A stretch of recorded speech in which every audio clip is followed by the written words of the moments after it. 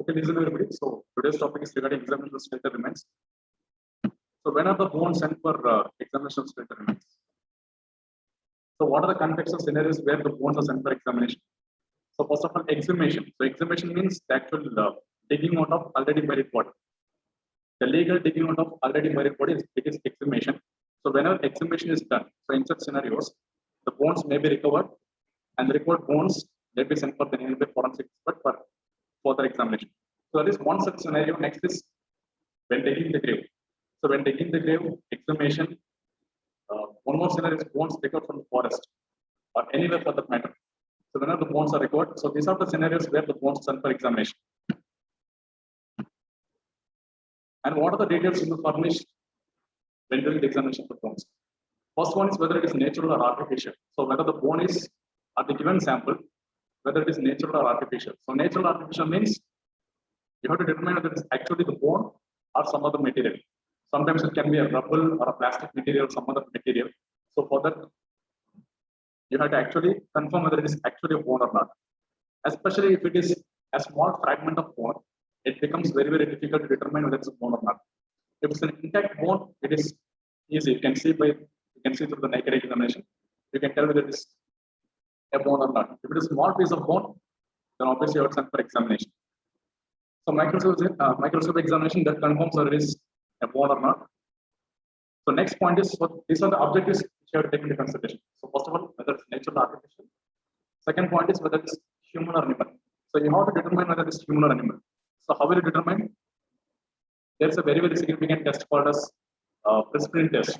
So based on the Prasanth test, if you subject this person for Prasanth test, so it is going to confirm whether it belongs to a human origin or animal origin. So what is Prasanth test now?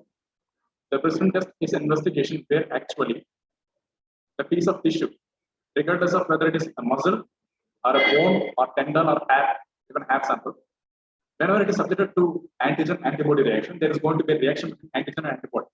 If it's a human antigen, it is going to get reaction. It is going to get reacted with a particular antibody. So antigen-antibody reaction is going to give rise to a particular reaction, usually cramp formation. So that gives us, or that suggests that the given antigen belongs to the given antibody. If it's a human, yes, there will be reaction. So remember, Prasanth test is very, very important. Next is whether it belongs to, I forgot to mention about one important point. Whenever you get bundle of bones examination, you have to give opinion regarding whether it belongs to one individual or more than one individual. So how will you determine this? So for example, apply common sense. If you got two skull bones and one femur bone, obviously it belongs to two individuals because you have two skull bones. And similarly, imagine you got only, imagine the police brought only two femur bones, and both the femur bones belong to right side. So two right-sided femurs obviously belongs to two individuals. So there is no possibility at all. So taking this into consideration, you have to determine whether it is male or whether it belongs to a single individual or different individuals. Similarly, if you get bundle of bones, which includes many bones, for example, 6 or more, and finally you're going to narrow down the range. So how will you tell whether it belongs to the same individual or not? For example, the skull bone belongs to a male individual, and if the other bone belongs to whatever bone it belongs to a female individual, then obviously it indicates that it belongs to different individuals. Are you getting the point? So if you have to mention that, or if you have to state that all the bones belong to one individual, now all the bones must be correlating with the same, the corresponding side, the corresponding number, and they must belong to the same age group and same sex. One skull of male and all the bones which correlate with the male features, then yes, you can probably say that it belongs to one individual. Are you getting the point? So take into consideration the sex, age, the number of bones, and the side of the bone. Based on this, you can conclude whether it belongs to one individual or different individual.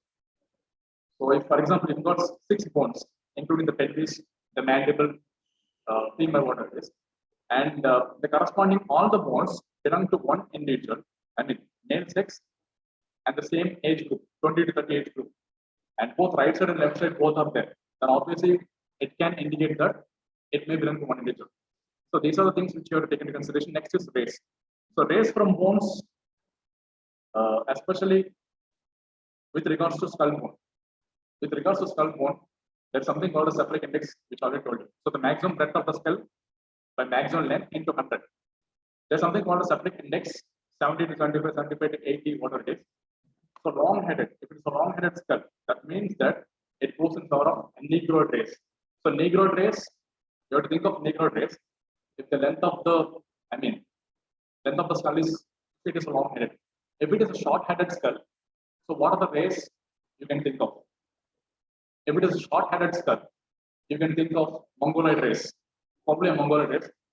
See, Indians typically have misadisaplic, and once again, Indians have what do you call long-headed misadisaplic as well as, so all are possible.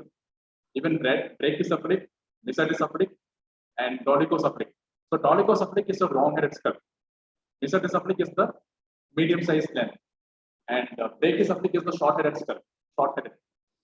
So these actually the Indians, they have anywhere between these 3 degrees, because we all know there is mixing of races when it comes to Indian origin.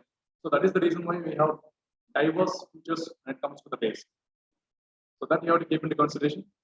And next is age. So age from the bones, as I told you, have taken into consideration the particular features. We'll discuss regarding this one. And sex from the bones. So what are the points you have to furnish in the actual report? When you finally view the report, make sure that you mention regarding whether it is natural or artificial. That's the first point. Next is human or animal. Next is whether it belongs to one bone, one individual or both individuals or many individuals. Next is the race of the bone. Next point is age of the bone and what's the sex of the bone. In addition to that, finally the identification of the bone. That is very, very important. That is the main purpose why we are actually doing the examination. The main purpose is to identify the individual who had disappeared or expired. So that is the main purpose why we are doing this bones examination. And of course, stature.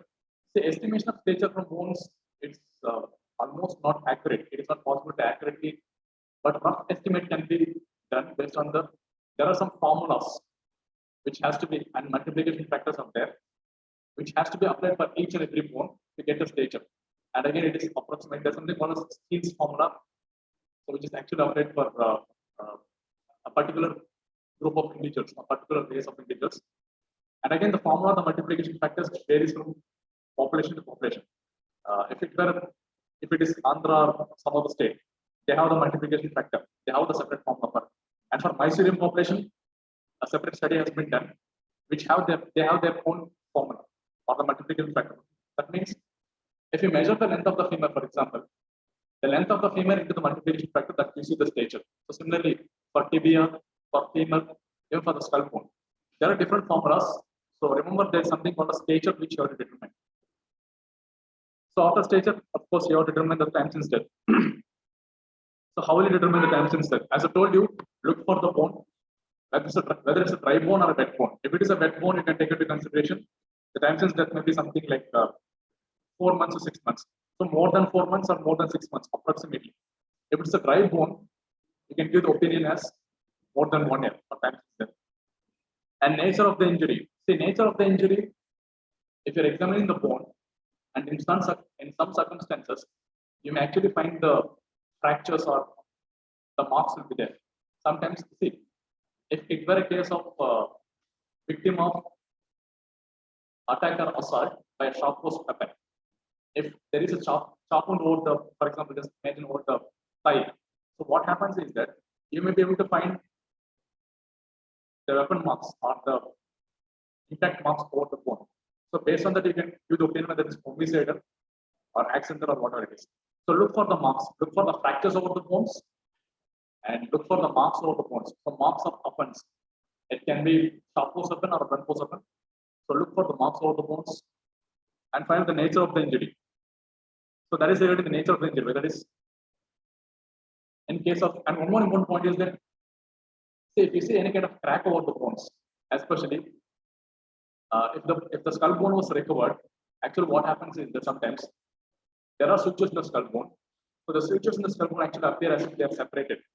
So this separation of the suture of the skull bone should not be confused with fractures. That's one more important one. So you have to differentiate between artifacts. So what are artifacts? The artifacts are nothing but there are the external, the the findings or the features which are actually introduced by external means. For example, after death of an individual, if the body is exposed to excessive temperature for longer period of time, once a person dies, imagine the dead body is lying there in an environment where there is excessive temperature. Maybe there is surrounding fire there. So due to the excessive temperature, what is going to happen is that there's something called as heat rupture or heat fracture. So due to excessive temperature, the sutures and the sutures are going to give away.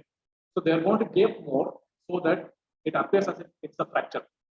So that is actual an artifact. It is not actually caused by actual assault. It is caused by exposure to excessive heat after death. So these are called as postmortem artifacts. There is something called as postmortem artifact. Whenever there is excessive temperature after death, and the skull bone or any bone for the matter is exposed to excessive temperature, there will be spontaneous separation of the sutures, and it appears as if it's a fracture line. But actually, it is not a fracture line. It is a postmortem artifact. So keep in mind there's something called as postmortem artifact. So that you have to rule out. So how to differentiate between antemortem injuries? So if it were actually due to assault, and one side we have postmortem artifact. So how to differentiate? That we'll discuss in detail. So these are the points we have to keep into consideration. And cause of death. See, cause of death from the bones, it is really almost impossible until and unless you have some kind of specific points. For example, in case of firearm injuries, if you got the ribs or the rib cage, the bones of the ribs and the skull bone, and if you are actually seeing the entry wound and the exit wound, or if you are seeing only the entry wound of a bullet, so that gives us information regarding the previous incident or action which happened.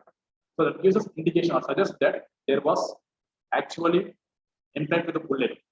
So that gives us regarding cause of death. Similarly, in case of assault, if there is head injury, if somebody has attacked with a blunt force weapon or a heavy weapon, and when there is fracture over the skull, so if you see the fracture line over the skull which you're examining, then you can think of the probability of assault being there or getting the point.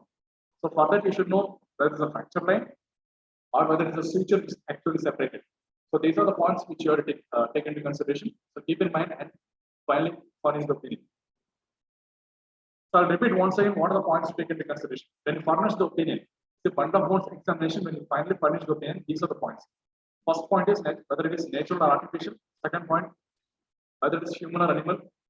Third point, whether it belongs to one individual or different individuals or multiple individuals. The fourth point is which race it belongs to. So the race is the fourth point. Fifth one is age. Sixth one is sex. The seventh point is identification. Eighth point is stature. Ninth point is time since death. So all these are the objectives. So what are the objectives of bundle of bones examination? You have to mention all the 11 points, including nature of injury and cause of death. Even cause of death is one of the objectives of bundle of bones examination.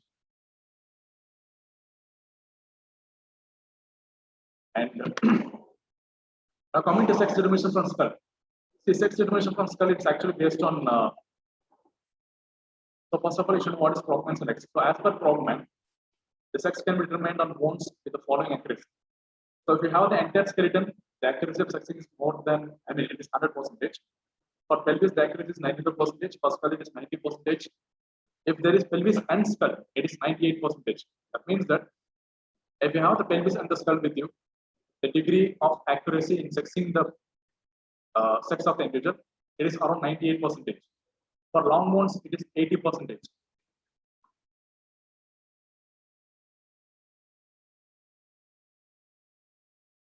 Now the traits diagnostic of sex of the skull. So sexing from the skull, what are the features or traits?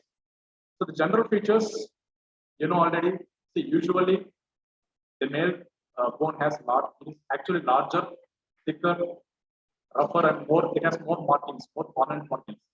Whereas a female bone has smaller, lighter, and rounded margins.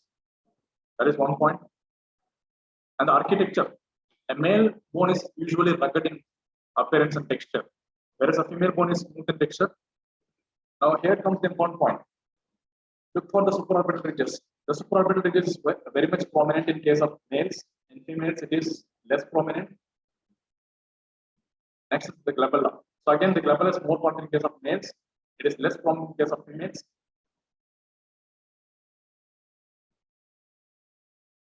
And the most important point, look for the forehead. If you see from the side, the forehead is slanting and sloping in case of males, and females it is vertical and rounded. So vertical and rounded in case of females, slanting and sloping in case of males.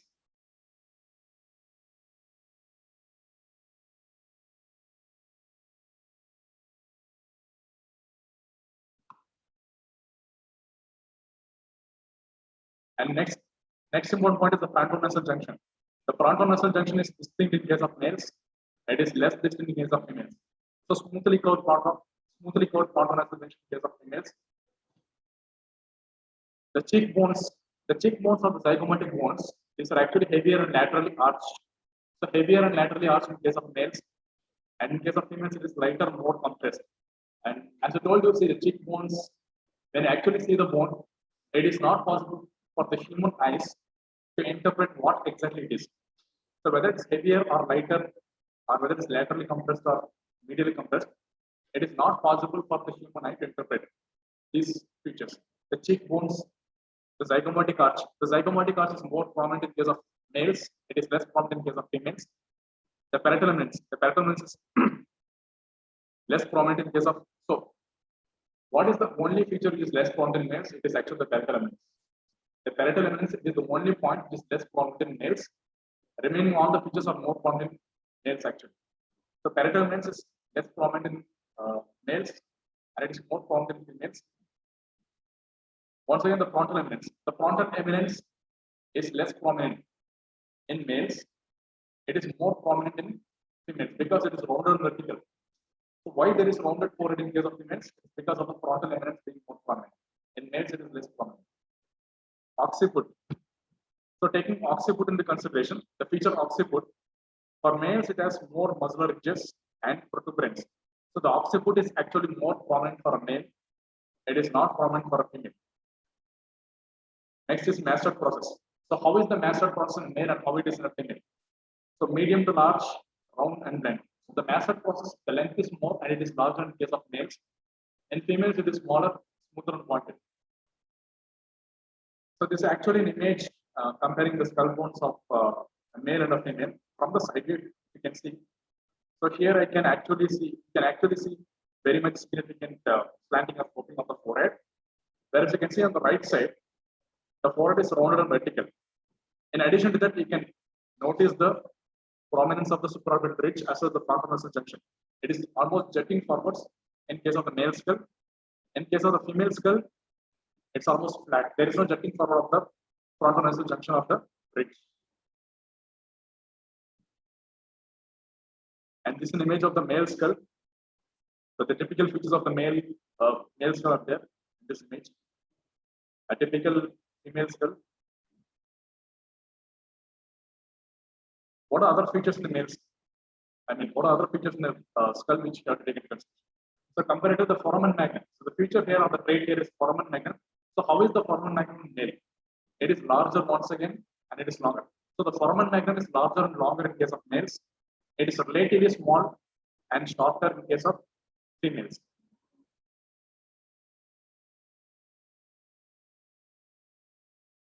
Now coming to age from skull. So estimation of age from skull. The following points helps us to determine whether the age by the skull. You have to take into consideration the fontanelles, the anterior, the posterior fontanelles, metopic suture. See, metopic suture, it is actually there in infants. So where exactly is the metopic suture? Metopic suture, it actually runs here on the front of the forehead. So whenever a human being is born, if you see over the anterior part of the forehead, there comes the suture here until here. It is called as the metopic suture. So until here you have the coronal suture. Sagittal. The coronal suture is there. So if you see anterior the projection of the one suture, it is called as metopic. So the metopic runs here until here. At around 2 months of age, after birth, at around 2 months of age, while the human being is infant, the metopic suture closes. So obliteration or closure of the metopic suture occurs around 2 months to 4 months. Sometimes it can take even 8 years of age. So in some individuals, until 8 years of age, the metropic suture still persists. But it's a very rare circumstance where in some individuals, the metropic suture will not fuse at all. So what is this phenomenon called as? The metropic suture, which usually should fuse by 8 years or 2 months ideally. If it is not going to fuse, if it persists for the entire life, or if it persists into adulthood, so this process or phenomenon is called metopism. So what is metopism?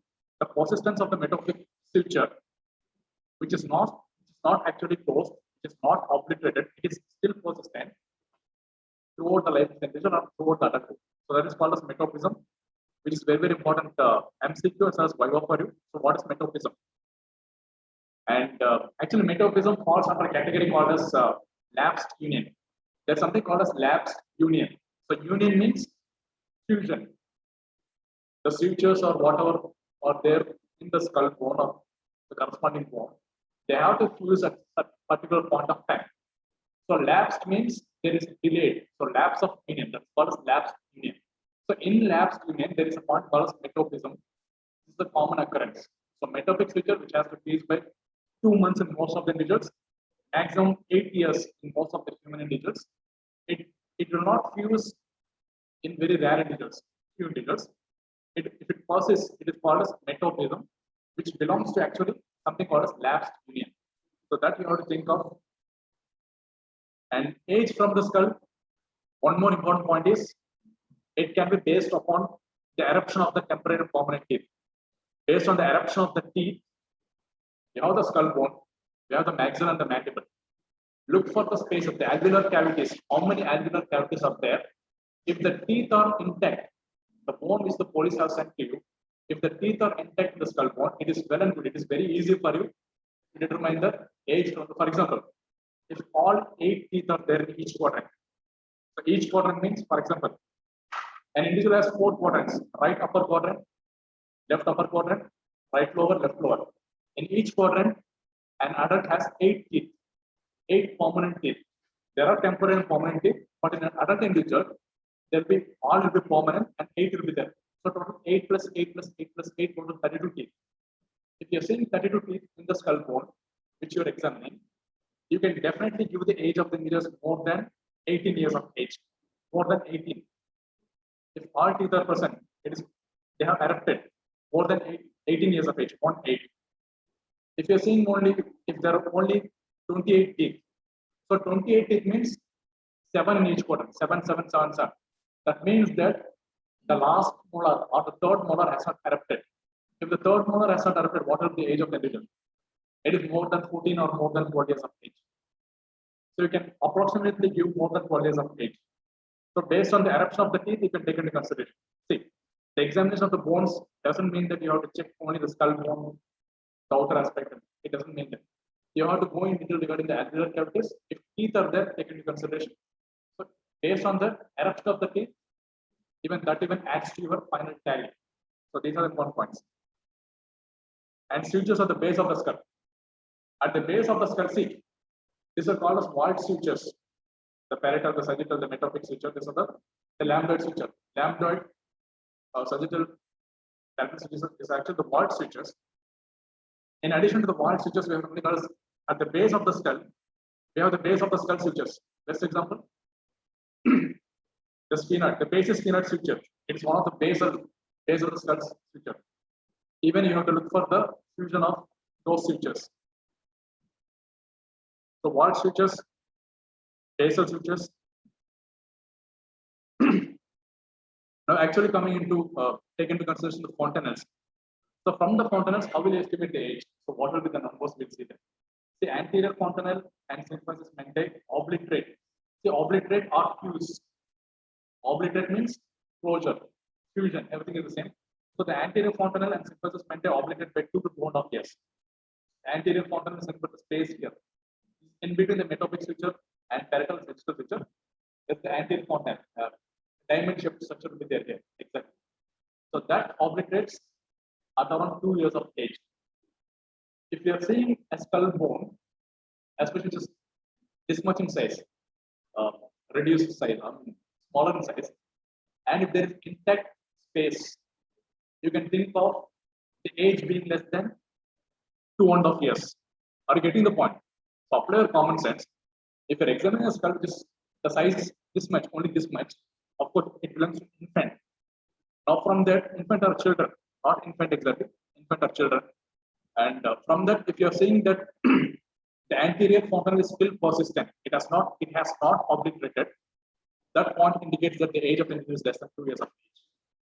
There are some exceptions, like metopic suture. Sometimes the metopic suture will not fuse at all. Despite of the person's age being 20 years of age or 30 years of age, still the metopic suture may not fuse at all. There's something called as metopism. So keeping those exceptions, you have to think of a particular direction regarding age. And the posterior fontanelle obliterates by 2 to 3 months of age. So when the posterior fontanelle obliterates 2 to 3 months of age, immediately after birth, at around 2 to 3 months. Indeed, the first one to fuse, the first fontanelle to fuse the posterior fontanelle, 2 to 3 months of age. Once it is obliterated, next is 2 years of age, anterior fontanelle. What's the first one to fuse? It is the posterior fontanelle, 2 to 3 months of age. Next is the anterior fontanelle, 2 to 2.5 years. So it is in years. So all the numbers you have to by heart is very, very important for you. And sutures at the base of the skull. So the sutures at the base of the skull, the squamae fused with condylar part of the occipital bone by there's something called a squamae part. So unless you have the image, it is very, very difficult. But remember, I will tell the important. Yeah, basic occiput with basis spinac. The basic occiput fuses with basis spinac between 18 to 20 years of age. The base of the skull suture, the most important one is the basic occiput and the basis spinac. So these two parts fuse the basic occiput with the basis spinac by 18 to 20 years of age. Next is the walled sutures. The walled sutures, it's really very, very somewhat easy. You can see through the naked eye and you can interpret whether it is fused or not. So the walled sutures, they fuse actually endocranially and ectocranially. The walled sutures of the skull, there's something for them, there is something called as ectocranial and endocranial fusion. So what is ectocranial and endocranial? See, ectocranial means when you see the skull bone overhead, when you see the skull bone from the exterior, you see the sutures, right? So what you are looking for is the ectocranial. Endocranial means inside the skull tip, inside of the skull. If this is the skull bone, you see from outside, what you see is the ectocranial suture. If you see from the inside, if you have to section the skull bone and look for the inside, that is the endocranial. So endocranial is the other side, interior side of the skull. And here, very, very important point is that the ectocranial closure of the suture is not reliable. It is not reliable. And you see the skull bone from the exterior, and if you're seeing whether the suture is fused or not, it is of no use because it is not reliable at all. What you have to look for is the endocranial suture closure. So how you will look for the endocranial suture closure? How it is possible? If the skull is intact, how will you look inside the skull? It's very, very simple. You show a source of light through the foramen magnum. You turn the skull like this upside down, and you shine a source of light through the foramen magnum. And then ideally you have to use the pen touch. The pen touch is ideally used. If you show or shine the source of light through the foramen magnum, the light is going to fall on the interior surface of the skull. So through the foramen magnum, you are going to look for the suture. The sagittal suture which is there overhead like this, which is seen exteriorly. If you are seeing through the foramen magnum upside down, so you're going to see the suture actually. So that gives us the endocranial suture closure. And look whether it's fused or not fused. So that is the process or the procedure how you have to look for the endocranial suture closure. And remember, the endocranial suture closure is very much reliable than the ectocranial. In examinations for age from the skull, age estimation from the skull, walled sutures, look for the endocranial suture closure. So how to look for? I had told you briefly. The demonstration will be done in the next session.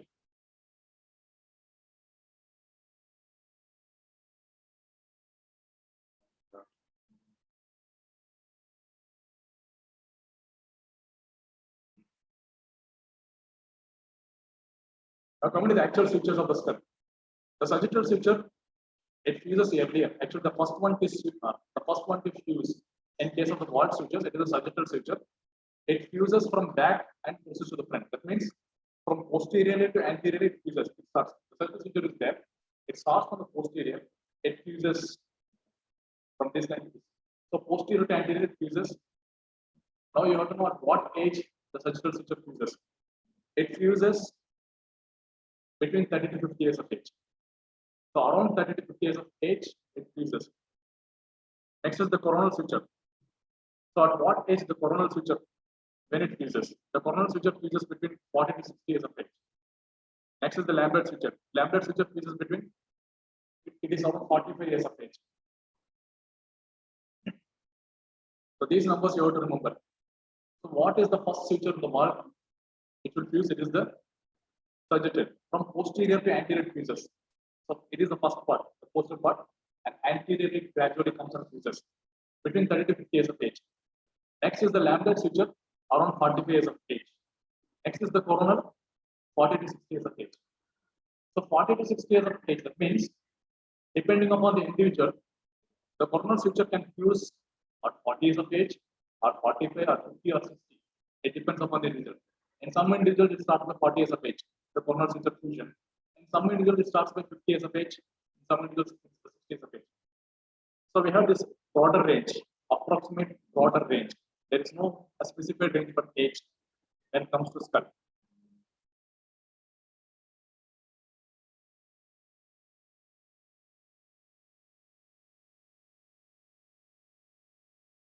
Now, actually, the mandible, from the mandible, the difference between male and the female mandible.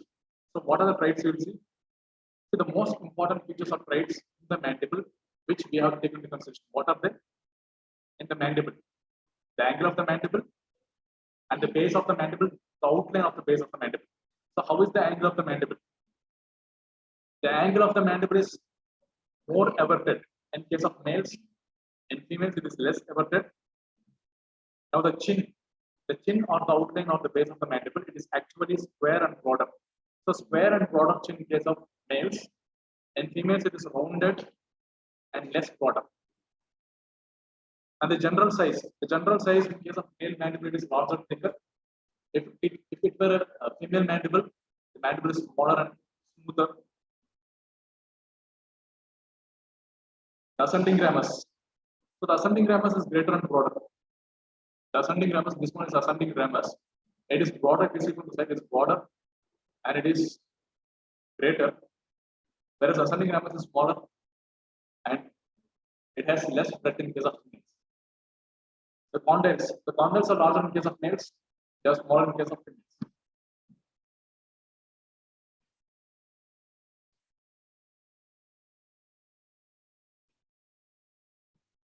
And this is an image showing the typical male mandible where you can see the outline or the chin, which is typically square shaped.